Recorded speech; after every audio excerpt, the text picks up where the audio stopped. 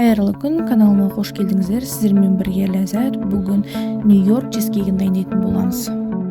Ең алдымен майымызды ерітуге қойып, кейінірек печеньемізді блендердің көмегімен біркелкі болғанға дейін езіп алатын боламыз.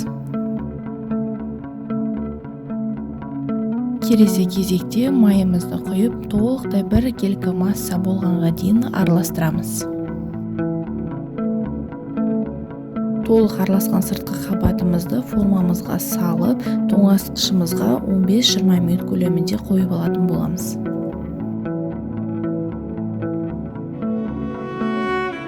Салмасын дайындайтын боламыз. Творожный сырымызға жұмыртқамызды қосып, вилканың көмегімен немесе блендердің көмегімен толықтай езіп алатын боламыз.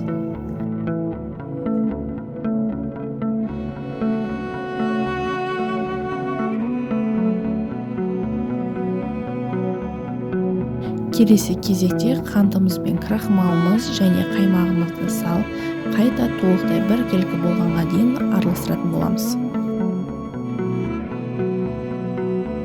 Бізде біркелкі масса дайын болғаннан кейін соңынан сливкимізді құйып, қайта толықтай біркелкі қылып араластырып алатын боламыз.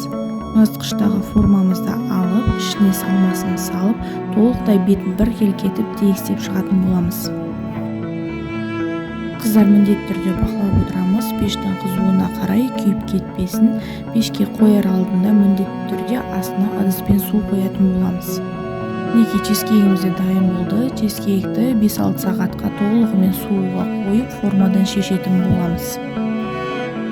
Дәмі енді керемет айта алмаймын. Барлықтарыңызға дайындауға кеңес беремін. Сіздермен болған Ләззат. Менің каналыма тіркеліп лайк басып кетіңіздер. Ас болсын.